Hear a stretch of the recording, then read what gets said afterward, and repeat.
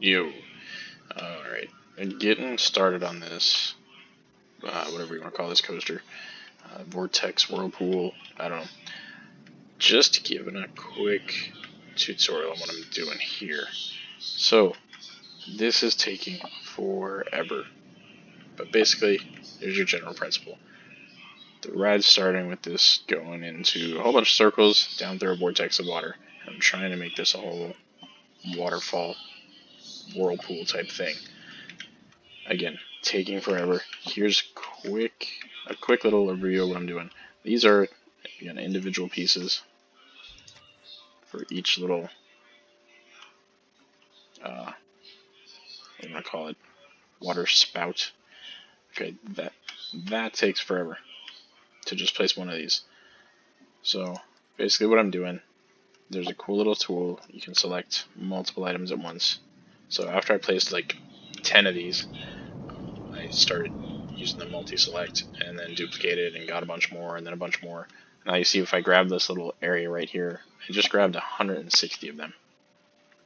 So as I put like a couple of them down, I used the multi-select, picked a few more, grabbed a couple more, and then just started duplicating.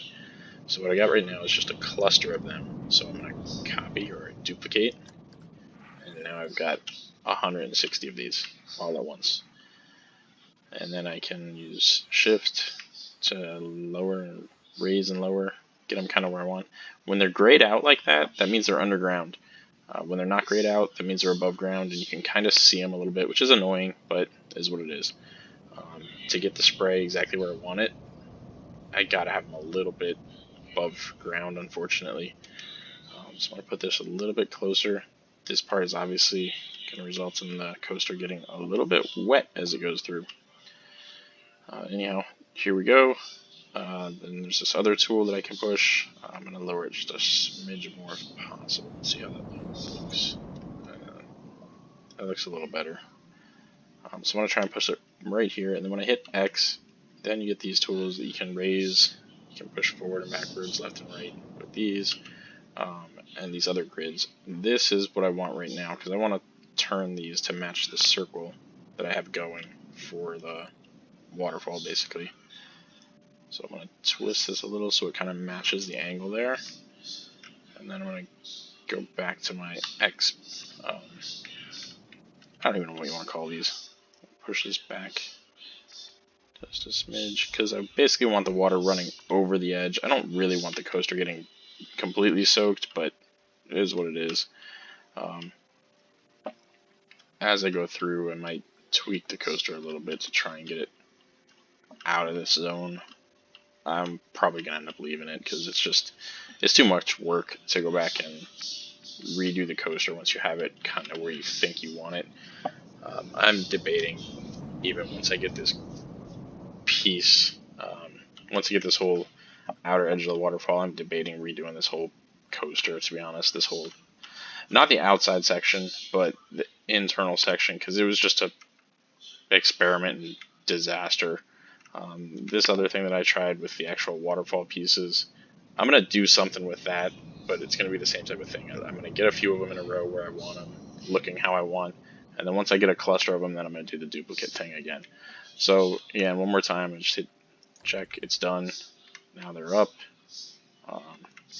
And I'm going to ultimately have to do something similar to that. As I go down here, I'm going to have to basically do it, copy this whole method that I had up top. Once I have the top part done, it'll be a lot easier, but I'm going to have to kind of copy that whole principle, do the same thing throughout as we go down. It's quite time consuming, but thanks to the duplicate tool, it's doable. Without that duplicate tool, no, not even doable. This would be, you'd be one piece at a time. I'd be sitting here this time next year, and I'd probably be halfway done. So, again, multi-select, just grab a bunch of them. If you accidentally grab the coaster, you can kind of ungrab it by holding control. So it's convenient. There's little things they've done here. Again, just hit duplicate, move it over here, drop it down to about that level. Hit my X button to spin it. Grab these tools to rotate it to match the circle. I'll probably move this one. Just move it down a little. That's pretty decent right there. So again, I don't need it to be like super perfect everywhere. Just so you get the idea. So it covers most of the grass on the ground.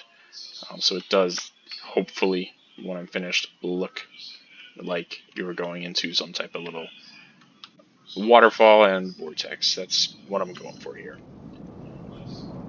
General principle, just kind of showing you what I'm doing to get this going.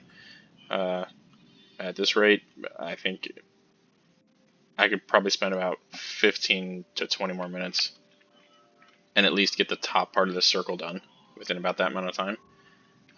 It might not even take quite that long, but to do the entirety of this, yeah, that's going to take me a couple hours.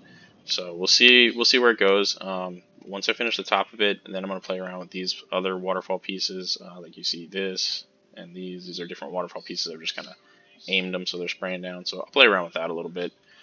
See how that looks if I can just aim them so that they're shooting at this type of an angle, going down rather than going straight down. And then when I finish that, probably be a little bit more precise, but I'm gonna chisel this out a little more and make some waterfalls going down all the way around this section on the outer piece. You'll see as we get there, but I just wanted to show you how this part works up top, basically. So that's it.